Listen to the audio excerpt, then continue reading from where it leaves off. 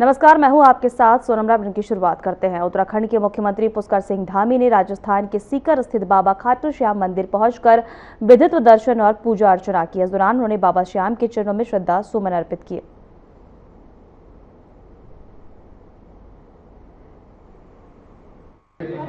बहुत अच्छा है। बाबा श्याम का बहुत पवित्र स्थान है। बहुत के आसपास वो एक और एनआई का भी रहेगा। उत्तराखंड में बड़ी संख्या में बाबा के भक्त हैं और वे भी समय समय पर बाबा के कीर्तन होते हैं, भजन होते हैं, उन सब में भाग लेता हूँ। आज मुझे भी इस धरती पर आकर बाबा के दर्शन करने का सौभाग्य है। बाबा हम सब पर कृपा करें और सभी लोगों को सुखी रखें, निरोगी रखें। प्रकार से हमारे देश की प्रगति हो, देश आगे बढ़े। हमारे प्रधानमंत्री मोदी जी के नेतृत्व में हमारा भारत विकसित भारत बने। मुख्यमंत्री पुष्कर सिंह धामी ने देहरादून में मसूरी रोड स्थित शिव मंदिर के पास निर्माणाधीन पुल का स्थलीय निरीक्षण किया है। इस दौरान उन्होंने बारिश से क्षतिग्रस्त पुल की प्रगति का जायजा लिया और अधिकारियों को कार्य समय सीमा में पूरा करने के निर्देश दिए हैं। मुख्यमंत्री ने कहा कि यह मार्ग देहरादून और मसूरी को जोड़ने वाला अत्यंत महत्वपूर्ण संपर्क मार्ग है। वहीं रोजाना बड़ी संख्या में यातायात होता है। उन्होंने बताया है कि वैली ब्रिज का निर्माण तेजी से जारी है, जबकि स्थायी पुल को 2 से 3 माह में पूरा करने का लक्ष्य रखा गया है।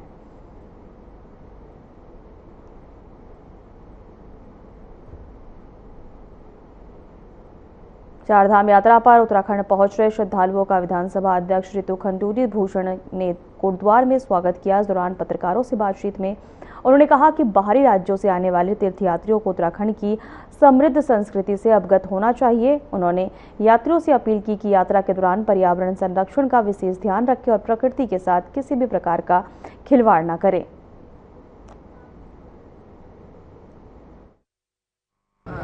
हमारे स्टेट में जो लोग आ रहे हैं उनसे भी निवेदन करना चाहूँगी कि हमारे स्टेट के जो सिस्टम्स हैं, कल्चर है, इन्वायरमेंट है, उसको भी आप लोग प्रोटेक्ट करते हुए, उसे भी देखते हुए यहाँ आइए, आनंद लीजिए, चारधाम में दर्शन कीजिए। आप सबका स्वागत है, लेकिन इसकी चिंता ज़रूर करिए कि आप उत्तराखंड देवभूमि पहुँच रहे हैं और वहाँ की संस्कृति, वहाँ का इन्वायरमेंट, उसकी देखभाल भी आप लोगों को करनी चाहिए।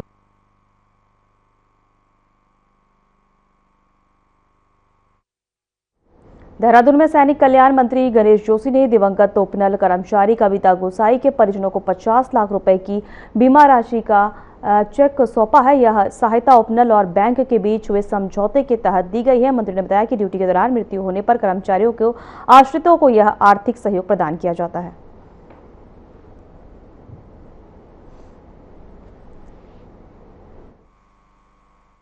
जो उपनल में कर्मचारी काम करते हैं, में एक्सीडेंट होने की दशा में इनके पास कंपनसेशन ना के बराबर था।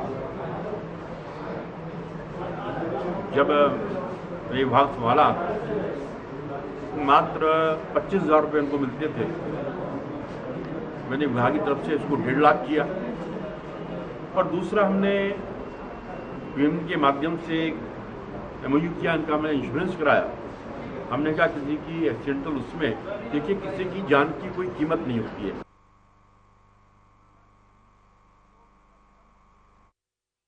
उत्तराखंड के पर्यटन मंत्री सतपाल महाराज ने कहा कि सी प्लेन राज्य के पर्यटन क्षेत्र के लिए वरदान साबित होगा। उन्होंने बताया है कि हाल ही में ऋषिकेश में सफलतापूर्वक सी प्लेन की लैंडिंग कराई गई है और भविष्य में इसे टिहरी झील व नानक सागर जैसे जलाशयों में भी शुरू किया जा सकता है। मंत्री ने कहा कि इस सेवा के शुरू होने से पर्यटक सीधे प्रमुख पर्यटन स्थलों तक आसानी से पहुंच सकेंगे, जिससे पर्यटन को नया आयाम मिलेगा। और सड़कों के मामले में भी हम काफ़ी दुरुस्त हैं, इसमें काफ़ी हमारे पास है। और मैंने ये भी उनसे आग्रह किया कि जैसे आपने देखा होगा मसूरी से वो रेस लगाते आते हैं, तो आजकल हमारे पास कैमरे हो गए हैं जो आइडेंटिफाई कर लेते हैं कि भाई कौन रेस लगा रहा है, कौन नहीं लगा रहा है। तो वो उसको मॉनिटरिंग कर करके ऐसे लोगों को दंडित करना चाहिए जो गोली चला रहे हैं और रेस कर रहे हैं, लोगों की जान को खतरे में डाल रहे हैं, क्योंकि ये सड़कें रेसिंग के लिए नहीं बनी हैं, ये मोंटी कार्लो नहीं है। तो इसलिए मैं समझता हूँ कि ये भी हिदायत हमने दी।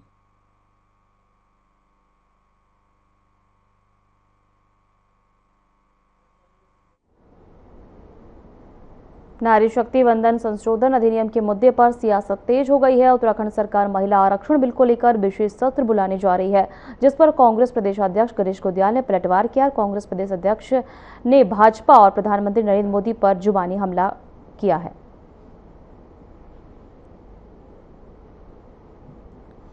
मेरी बात सुनिए, विशेष सत्र की बात ये आई है कि सोशल मीडिया में चल रहा है कि कई विधानसभाओं को बीजेपी ने, जहां उनका शासन है, केंद्रीय नेतृत्व ने ये कहा है कि वो विशेष सत्र बुलाएं। और जैसे प्रधानमंत्री जी ने 58 बार कांग्रेस का रोना लेकर राष्ट्र को संबोधित किया, इसी प्रकार कांग्रेस कांग्रेस कांग्रेस कांग्रेस विधानसभाओं में बोल बोलकर कांग्रेस पर उनके झूठ को भी चिपका दिया जाए, ये उनका प्रयास है। मैंने ये कहा कि बजाय इस प्रयास के, अगर उत्तराखंड में भी ये विशेष सत्र आमंत्रित होता है तो बजाय इस रोने को लेकर, बजाय इस बेमतलब। उत्तराखंड की राजनीति में नारी शक्ति वंदन अधिनियम को लेकर एक बार फिर सियासी घमासान तेज हो गया है। देहरादून स्थित कांग्रेस मुख्यालय में आयोजित प्रेस वार्ता में सुप्रिया श्रीनेत ने भाजपा पर महिला आरक्षण को लेकर भ्रम फैलाने का आरोप लगाया। उन्होंने कहा है कि कांग्रेस हमेशा महिलाओं को आरक्षण देने के पक्ष में रही और देश को पहली महिला प्रधानमंत्री भी कांग्रेस ने ही दी है।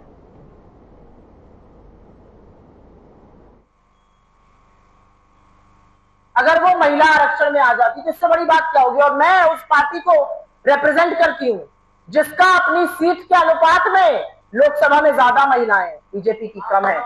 मैं ऐसे थोड़ा समझ रही हूं आपके सवाल, इतनी नासमझ नहीं हूं, इतनी नासमझ मत समझिए मुझे। मैं उत्तर प्रदेश से आती हूं जहां पर प्रियंका जी ने लड़की हूं लड़ सकती हूं का नारा दिया। हमारी पार्टी ने इस देश को पहली महिला प्रधानमंत्री दी, पहली महिला स्पीकर दी। यह असलियत है। हमारी पार्टी बहुत सजग है कि महिलाओं की भूमिका होनी चाहिए। हम जितना ज्यादा उनको टिकट देंगे उतनी उनकी अग्रणी भूमिका होगी, लेकिन थोड़ी सी ये नाइंसाफी आप लोगों की भी है। उत्तराखंड के जसपुर में समाजवादी पार्टी ने मिशन 2027 को लेकर संगठनात्मक सक्रियता तेज कर दी है। प्रदेश अध्यक्ष महंत शुभम गिरी की अध्यक्षता में आयोजित बैठक में कार्यकर्ताओं से बूथ स्तर पर संगठन को मजबूत करने का आह्वान किया गया है।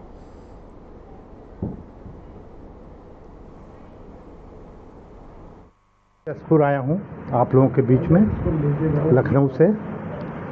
आपके जो सवालात थे मैं सुन रहा था। मैं आपको बता दूं, 2-4 सवाल हमारे तो सुनने को जो मिला उसका मैं आपको जवाब दे दूं। अभी एक पत्रकार महोदय जी ने कहा कि उत्तराखंड में समाजवादी पार्टी का योगदान, देखिए एक गीता सार अगर आप लोगों ने पढ़ा होगा तो उसमें लिखा है कि हान लाभ जीवन मरण यश अपयश विधियात। तो हमको अपयश लिखा था। सच्चाई ये है, जो बुद्धिजीवी लोग हैं, आप पत्रकार लोग विशेषकर जरूर जानते होंगे कि उत्तराखंड राज्य के गठन का प्रस्ताव सन 1993 में समाजवादी पार्टी ने किया था। संगठन पिछले कुछ दशकों में हम लोग सहयोग कर रहे हैं, प्रयास कर रहे हैं। कोशिश करने वालों की कभी हार नहीं होती। तो हमारी जो हार को हम जीत की ओर ले जा रहे हैं। और जो हमारा जसपुर का दौरा है और कुमाऊं मंडल का प्रवेश द्वार है। मैं जसपुर के साथ साथ कल रुद्रपुर, काशीपुर भी गया था।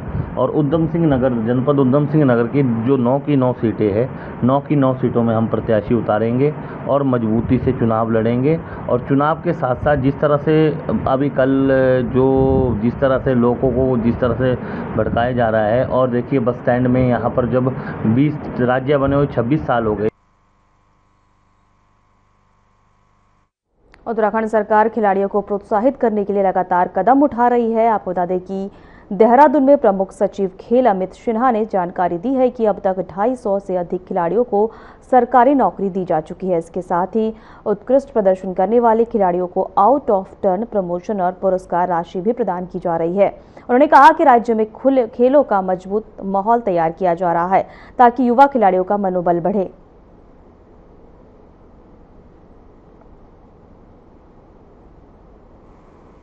प्लान ऑलरेडी आपने देखा होगा आउट ऑफ टर्न जॉब का है। 27-29 लोगों को हम पिछली बार भी जॉब दे चुके हैं। इस बार हम लोग लगभग 256 लोगों को जॉब देंगे।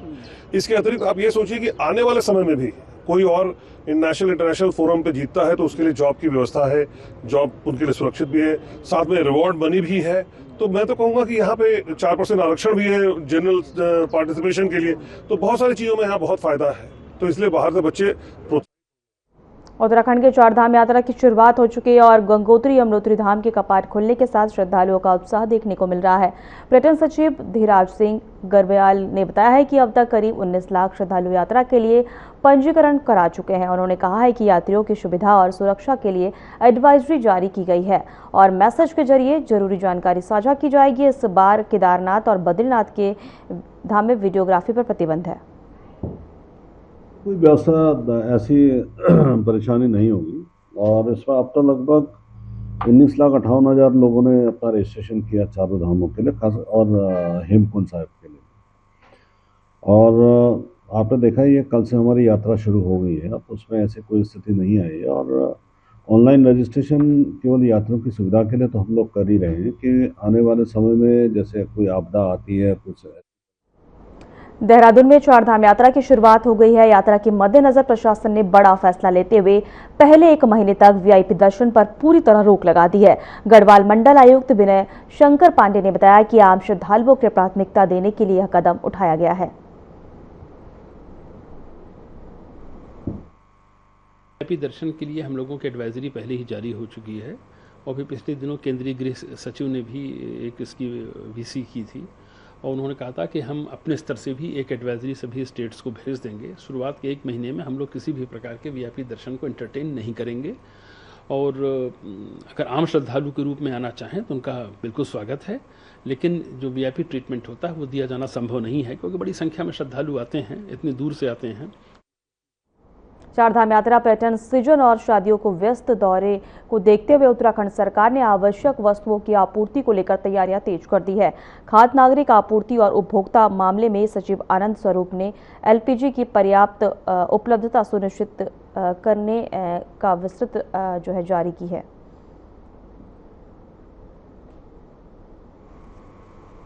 जो वाणिज्यिक गैस की स्थिति है, जो हमें चारधाम यात्रा के लिए स्पेशली चाहिए, उसके लिए हमने भारत सरकार से निवेदन किया हुआ है कि हमको अतिरिक्त सप्लाई दी जाए। और पिछले 3-4 दिनों से जो हमारी सप्लाई 4,000 के आसपास थी, अब जो है वो 6,000 प्लस आ रही है। चारधाम यात्रा के सुरक्षित और सुचारू संचालन के लिए पुलिस प्रशासन ने हाईटेक कंट्रोल रूम स्थापित किया है। देहरादून में बनाए गए इस कंट्रोल रूम से यात्रा और मार्गों पर प्रमुख धामों तक तकनीक के माध्यम से लगातार निगरानी रखी जा रही है।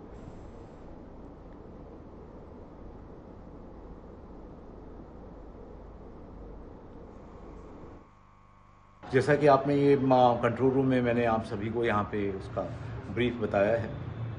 यहाँ पर जैसा हमने लास्ट ईयर भी हमने यहाँ पे पूरी यात्रा मार्गों को सेक्टर्स में डिवाइड किया था। इस बार भी हमने उसको पूरे यात्रा मार्गों को जो चारों धामों के लिए जो जाते हैं वहाँ पर हमने प्रत्येक मार्गों को 10-10 किलोमीटर के सेक्टर में डिवाइड किया है। उसमें हमने अपने पुलिसकर्मी में motorcycle, wireless set, first aid की किट और यात्रा से रिलेटेड सारी इंफॉर्मेशन के साथ में वो रहेंगे। उत्तराखंड विद्यालय शिक्षा परिषद रामनगर 25 अप्रैल को सुबह 10 बजे 10वीं और 12वीं कक्षा का परीक्षा परिणाम घोषित करेगा। माध्यमिक शिक्षा निदेशक डॉक्टर मुकुल सती ने बताया है कि इस वर्ष बोर्ड परीक्षाएं 21 फरवरी से शुरू हुई थी।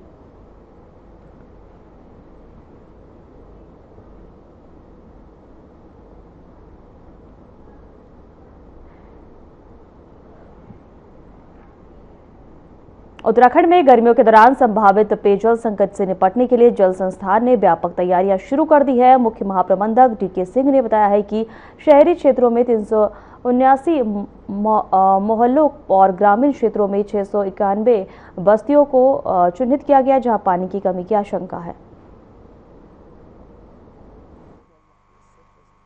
हाँ, देखिए, जल संस्थान ने पुराने अनुभवों के आधार पर ये देखा है कि कहाँ हमारे ऐसे क्षेत्र हैं जो पेयजल से पेयजलग्रस्त संकटग्रस्त हो सकते हैं, तो उनका चिन्हीकरण किया गया है। लालकुआ की मदरसन कंपनी में कर्मचारियों का धरना दूसरे दिन भी जारी है, जहां वे अपनी मांगों को लेकर प्रदर्शन कर रहे थे।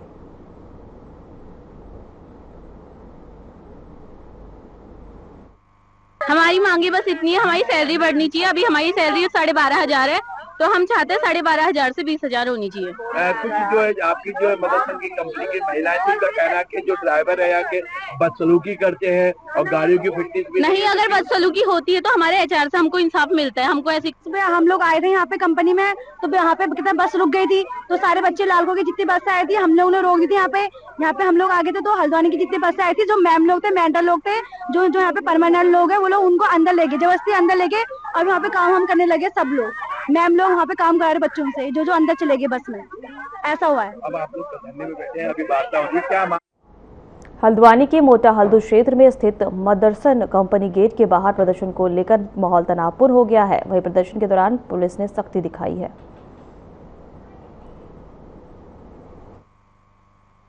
पीयूष मेरा छोटा भाई है और उसको कल रात 10 पहले तो कल जहाँ पे वो प्रदर्शन कर रहे थे वहाँ पे एक पुलिसकर्मी हरपाल सिंह करके कोई है, उन्होंने उसका गला दबाया है, उसको जान से मारने की धमकी दी गई है।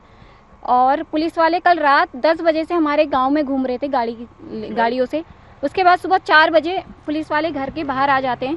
4 बजे जब ये लोग आते हैं उसके बाद से इसको बाहर बुलाते हैं। हम लोगों ने गेट पे ताला लगाया था, तो हम लोग इसको जाने नहीं देते हैं। इसको फिर बोला जाता है कि कॉपरेट करो। ठीक है, हमने कॉपरेट किया। हमसे बोला गया कि तुमको हम हल्दूचौर थाने ले जाकर छोड़ देंगे। हल्दूचौर से बोला गया लालकुआ से बोला गया कि हल्द्वानी से बोला गया कि काठगोदाम लेके जा रहे हैं और यहाँ से मेरा भाई लापता कर दिया गया है। देखिए, पूंजीपतियों की सरकार है तो कोई उम्मीद तो इनसे किसी मजदूर या किसी गरीब तबके को करनी नहीं चाहिए। लेकिन आश्चर्यजनक रूप से ये है कि उत्तराखंड बड़ा शांत प्रदेश है।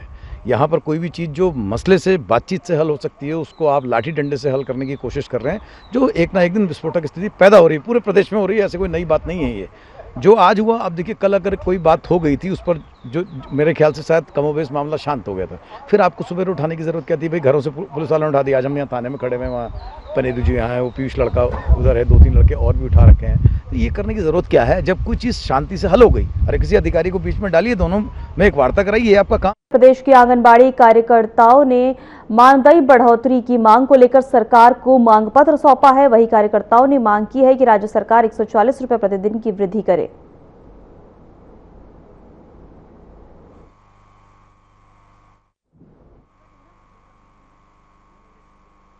मैं रेखा नेगी और आंगनबाड़ी कार्यकर्ती सेविका मिनी क्रम संगठन उत्तराखंड से प्रदेश अध्यक्ष के रूप में काम कर रही हूँ।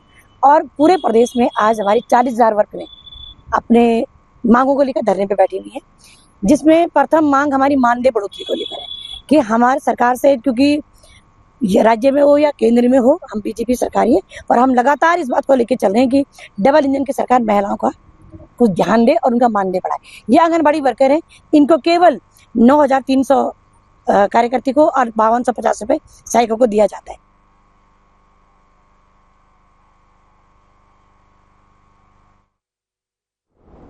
उधम सिंह नगर के किच्छा में अज्ञात चोरों ने एक घर में धावा बोलकर करीब 90 लाख रुपए की नकदी और सोने चांदी के जेवरात चोरी कर लिए हैं। घटना उस समय की हुई जब राइस मिलर राजेंद्र अग्रवाल का परिवार रामनगर में एक विवाह समारोह में गया हुआ था। 2 दिन बाद यह परिवार लौटा तो सारा सामान बिखरा हुआ था। चोरी की घटना किच्छा क्षेत्र में होना प्रकाश में आया है, तो हमारे मौके पे पुलिस की टीम पहुंच गई है और FSL यूनिट भी पहुंच गई है और संबंधित साक्ष्य, CCTV, फिंगरप्रिंट्स वगैरह ये सभी चीज़ें लेने। हम लोग 18 तारीख को लगभग 4-4:30 बजे रामनगर के लिए निकल गए थे और आज सुबह 11:30 बजे करीब अब लोग आए थे। बाहर का गेट हमारा बंद था। मैं सबसे पहले मैं ही अंदर आया था। मैंने ताला खोल के अंदर घुसा। अंदर घुस के मैंने देखा कि मेरा मेन गेट जो है वो। दिनेशपुर की नकली शुगर दवाओं के बड़े रैकेट का खुलासा हुआ है। SDM ऋचा सिंह ने मरीज बनकर अवैध फैक्ट्री पहुंच कर बनाई है। वहीं दवाई खरीदने पर पूरे मामले की पुष्टि हुई है।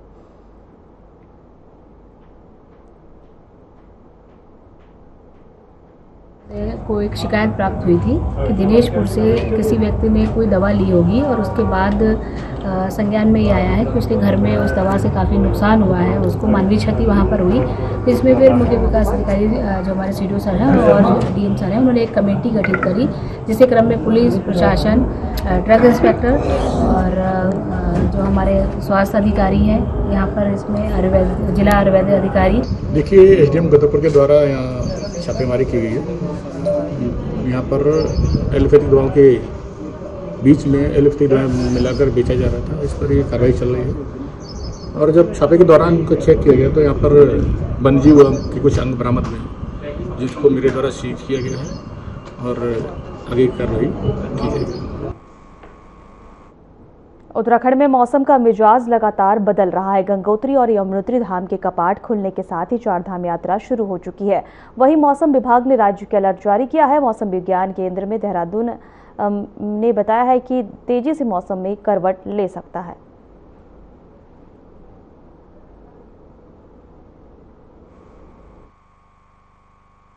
देखिए, अभी जो है कोई खास एक्टिविटी नहीं हो रही है। जो WD था थोड़ा नॉर्थ में, उसका असर ज़्यादा रहा है, नॉर्दर्न मतलब हिमाचल और JNK वाले एरिया में। तो हमारे जो उत्तराखंड में उसका असर कम रहा है। तो बहुत आज भी हमको कहीं पे बहुत हल्की से हल्की बारिश देखने को मिल सकती है, खासतौर से जो हमारे 3 नॉर्थ में हमारे ज़िले उत्तरकाशी, चमोली और पिथौरागढ़ है। बाकी कोई खास एक्टिविटी अगले 2-3 दिन तक हमको उम्मीद नहीं है। लेकिन 23 तारीख के बाद से एक पश्चिमी विक्षोभ एक्टिव हो रहा है, तो उसका इफेक्ट जो है 24 और 25-26 को हमको देखने को मिलता है। फिलहाल हमारे खास बुलेटिन में इतना ही। नमस्कार।